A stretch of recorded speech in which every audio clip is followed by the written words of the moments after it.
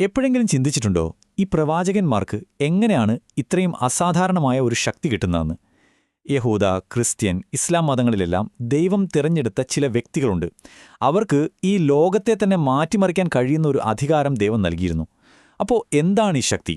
എവിടെ നിന്നാണ് ഇതിന്റെ ഉറവിടം? നമുക്ക് ഒന്നിച്ച് ഇതിന്റെ ഉള്ളിലേക്കൊന്ന് പോയി നോക്കാം. വെറും ഒരു വാക്ക് ഉണ്ടാകട്ടെ, അത് പറയുമ്പോഴേക്കും ഇല്ലാത്തതുണ്ടാകുന്നു. ഇതൊരു വെറും വാക്കല്ല, അല്ലേ? ഇതിനു പിന്നിൽ യാഥാർത്ഥ്യത്തെ തന്നെ മാറ്റിമറിക്കാൻ കഴിവുള്ള ഒരു വലിയ ദൈവിക ശക്തിയുണ്ട്. അപ്പോൾ ഈ ഒരു ആശയമാണ് നമ്മൾ ഇന്ന് അഴിച്ചെടുക്കാൻ പോകുന്നത്. അപ്പോൾ നമ്മൾ എങ്ങനെയാണ് മുന്നോട്ട് പോകുന്നതെന്ന് വെച്ചാൽ ആദ്യം ആത്മാവും ശക്തിയും തമ്മിലുള്ള ഒരു കണക്ഷൻ എന്താണെന്ന് നോക്കും. പിന്നെ വളരെ പ്രധാനപ്പെട്ട 2 തരം അധികാരങ്ങളെപ്പറ്റി നമ്മൾ സംസാരിക്കും. അവസാനം ഇതെല്ലാം കൂടിച്ചേർന്ന് എങ്ങനെയാണ് ഒരാളെ ഭൂമിയുടെ അവകാശിയാക്കി മാറ്റുന്നത് എന്നും കാണാം. ശരി, അപ്പോൾ നമുക്ക് ആദ്യത്തെ ഭാഗത്തേക്ക് കടക്കാം. ആത്മാവും ശക്തിയും. എങ്ങനെയാണ് ഒരു സാധാരണ മനുഷ്യൻ പെട്ടെന്നൊരു ദിവസം ദൈവികമായ ശക്തിയുള്ള ഒരാളായി മാറുന്നത്? ആ മാറ്റത്തിന്റെ, ആ ഒരു ട്രാൻസ്ഫോർമേഷന്റെ തുടക്കം എവിടെയാണെന്നറിയാമോ? അത് ദൈവത്തിന്റെ ആത്മാവിൽ നിന്നാണ്. നമുക്ക് ആദാമിന്റെ കഥയിൽ നിന്ന് തന്നെ തുടങ്ങാം. തുടക്കത്തിൽ ആദാം എന്ന് പറയുന്നത് വെറുമൊരു കളിമൺ രൂപം മാത്രമായിരുന്നു. മാലാഖമാരെ ചുറ്റും നോക്കി നിൽക്കുന്നുണ്ട്. പക്ഷെ അവർക്ക് ആ രൂപത്തോട് പ്രത്യേകിച്ചൊരു കടപ്പാടോ ബഹുമാനമോ ഒന്നുമില്ല. പക്ഷേ പെട്ടെന്നൊരു നിമിഷത്തിൽ എല്ലാം മാറിമറിഞ്ഞു. ശൗലിന്റെ കഥ ഇതിനൊരു കിടിലൻ ഉദാഹരണമാണ്. ദൈവത്തിന്റെ ആത്മാവ് വരുന്നതിന് മുമ്പ് ശൗൽ ആരായിരുന്നു? അച്ഛന്റെ കാണാതായ കഴുതകളെയും തപ്പി നടക്കുന്ന ഒരു പാവം ചെറുപ്പക്കാരൻ. പക്ഷേ ആ ദൈവീക ആത്മാവ് അദ്ദേഹത്തിലേക്ക് വന്ന നിമിഷം ആളാകെ മാറി. അദ്ദേഹം പ്രവചിക്കാൻ തുടങ്ങി. കൂടെ ഉള്ളവർക്ക് പോലും അദ്ദേഹത്തെ മനസ്സിലായില്ല. അത്രയ്ക്ക് വലിയൊരു മാറ്റം. അതാണ് ആ ട്രാൻസ്ഫോർമേഷൻ എന്ന് പറയുന്നത്.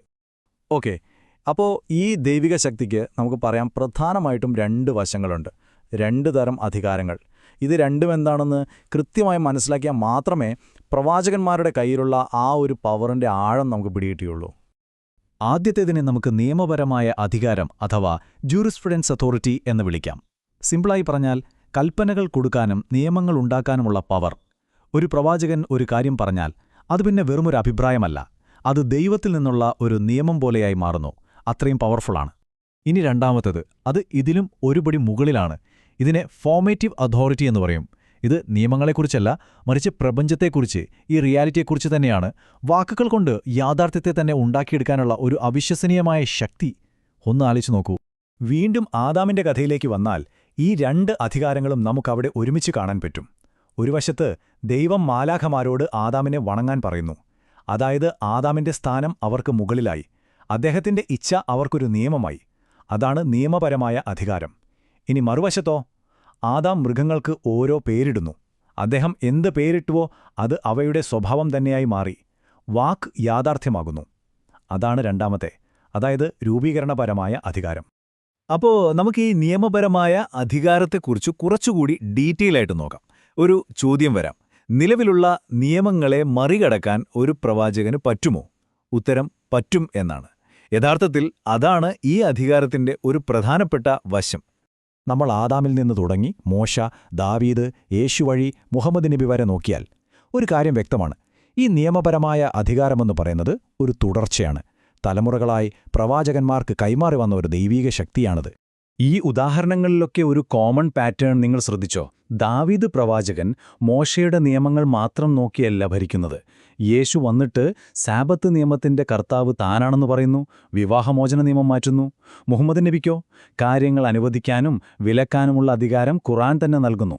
ചുരുക്കി പറഞ്ഞാൽ ഓരോ പ്രവാചകനും നിയമത്തിന്റെ ഒരു മാസ്റ്റർ ആയി മാറുകയാണ്. ശരി, നിയമപരമായ അധികാരം നമ്മൾ കണ്ടു. ഇനി അതിലും അത്ഭുതപ്പെടുത്തുന്ന ഒരാശയത്തിലേക്കാണ് നമ്മൾ പോകുന്നത്: രൂപീകരണപരമായ അധികാരം. ഇവിടെ പ്രവാചകന്റെ വാക്ക് വെറുതെ ഭാവി പറയുകയല്ല, മറിച്ച് ആ വാക്കുതന്നെ ഭാവിയെ ഉണ്ടാക്കിയെടുക്കുകയാണ്. ശമൂയേൽ പ്രവാചകന്റെ ഒരു വാക്കുപോലും നിലത്ത് വീണില്ല എന്ന് ബൈബിളിൽ പറയുന്നുണ്ട്. എന്താ അതിന്റെ അർത്ഥം? അദ്ദേഹം പറഞ്ഞ ഓരോ കാര്യവും അതേപടി സംഭവിച്ചു. ഇത് വെറുമൊരു പ്രവചനത്തിന്റെ കൃത്യതയല്ല, മറിച്ച് യാഥാർത്ഥ്യത്തിന് മുകളിലുള്ള അദ്ദേഹത്തിന്റെ നിയന്ത്രണത്തിന്റെ തെളിവായിട്ടാണ് ഇതിനെ കാണുന്നത്. ഇസ്ലാമിക പാരമ്പര്യത്തിലും ഇതിനുദാഹരണങ്ങളുണ്ട്. ഒരു യാത്രക്കിടയിൽ മുഹമ്മദ് നബി ദൂരെ നിന്ന് വരുന്ന ഒരാളെ കണ്ടിട്ട് പറഞ്ഞു, അത് അബൂദർ ആകട്ടെ. നോക്കുമ്പോഴുണ്ട് അത് അബൂദർ തന്നെയായിരുന്നു. ഇത് വെറുമൊരു ഊഹമായിരുന്നോ? അതോ ആ വാക്കിന് ആ വ്യക്തിയെ അവിടെ എത്തിക്കാനുള്ളൊരു ശക്തിയുണ്ടായിരുന്നോ? ചിന്തിക്കേണ്ട കാര്യമാണ്. ഈ രൂപീകരണപരമായ അധികാരത്തിന്റെ ഒരു അടിസ്ഥാന ആശയം ഈ ഹദീസിലുണ്ട്. ദൈവം പറയുകയാണ്, എന്റെ ദാസനെ നീ എന്നെ അനുസരിക്കുക, ഞാൻ നിന്നെ എന്നെപ്പോലെയാക്കും. എന്താ അതിൻ്റെ അർത്ഥം? ഞാൻ ഉണ്ടാകട്ടെ എന്ന് പറയുമ്പോൾ അതുണ്ടാകുന്നു, അതുപോലെ നീ ഉണ്ടാകട്ടെ എന്ന് പറയുമ്പോൾ അതും ഉണ്ടാകാൻ ഞാൻ നിന്നെ പ്രാപ്തനാക്കും. അതായത് പൂർണ്ണമായ സമർപ്പണത്തിലൂടെ ഒരു മനുഷ്യന് ദൈവത്തിന്റെ സൃഷ്ടിപരമായ ശക്തിയുടെ ഒരു ഭാഗമാകാൻ കഴിയുമെന്നാണിത് പറയുന്നത്. അപ്പോൾ നമ്മൾ രണ്ടു തരം അധികാരങ്ങളെപ്പറ്റി സംസാരിച്ചു. നിയമത്തിന് മുകളിലുള്ള അധികാരം, പിന്നെ യാഥാർത്ഥ്യത്തിന് മുകളിലുള്ള അധികാരം. ഇനി ഇത് രണ്ടും കൂടിച്ചേരുമ്പോൾ എന്ത് സംഭവിക്കും? അവിടെയാണ് ഏറ്റവും വലിയ ആശയം വരുന്നത്. അത് സംഭവിക്കുമ്പോൾ ആ വ്യക്തി ഭൂമിയുടെ അവകാശിയായി മാറുന്നു. ഖുർആൻ പറയുന്നുണ്ട്, അടിച്ചമർത്തപ്പെട്ടവരെ ഭൂമിയുടെ അവകാശികളാക്കാൻ ദൈവം ഉദ്ദേശിക്കുന്നുവെന്ന്. ഈ അവകാശമെന്നു പറയുന്നത് വെറുമൊരു കഷ്ണം ഭൂമിയല്ല. ഈ ഭൂമിയും അതിലുള്ള സകലതും അവരുടേതായി മാറുന്നു. അവരുടെ അധികാരം മറ്റെല്ലാ അധികാരങ്ങൾക്കും മുകളിലായി മാറുന്നു. ഒരു തരം സമ്പൂർണ്ണ ഉടമസ്ഥാവകാശം. ദുൽഖർ നൈനിന്റെ കഥ ഇതിന്റെ ഏറ്റവും ശക്തമായ ഒരു ഉദാഹരണമാണ്. അദ്ദേഹം ഒരു ജനതയെ കണ്ടുമുട്ടിയപ്പോൾ ദൈവം അദ്ദേഹത്തിന് ഒരു ചോയ്സ് കൊടുക്കുകയാണ്. നിനക്ക് വേണമെങ്കിൽ ഇവരെ ശിക്ഷിക്കാം, അല്ലെങ്കിൽ ഇവരോട് നല്ല രീതിയിൽ പെരുമാറാം. ഒന്ന് ആലോചിച്ച് നോക്കൂ, ആ ചോയ്സിന്റെ ഭീകരത.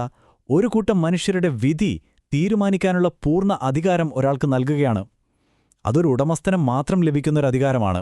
ഭാഗ്യവശാൽ അദ്ദേഹം നീതിയുടെ പാതയാണ് തിരഞ്ഞെടുത്തത്. അപ്പോൾ നമ്മൾ അവസാനിപ്പിക്കുമ്പോൾ ഒരു വലിയ ചോദ്യം ബാക്കിയുണ്ട്. ഒരു പ്രവാചകന്റെ ഇച്ഛ ദൈവത്തിന്റെ ഇച്ഛ തന്നെയാണെങ്കിൽ, അവർ ഈ ലോകത്തിന്റെ യഥാർത്ഥ ഉടമകളാണെങ്കിൽ, പിന്നെ ഈ പ്രപഞ്ചത്തിൽ നമ്മളുടെ സാധാരണ മനുഷ്യരുടെ പങ്കെന്താണ്? നമ്മുടെ ഇച്ഛയ്ക്ക് എവിടെയാണ് സ്ഥാനം? ഇതൊരു വലിയ ചോദ്യമാണല്ലേ? ഇതിനെക്കുറിച്ച് നിങ്ങൾ തീർച്ചയായും ചിന്തിക്കണം.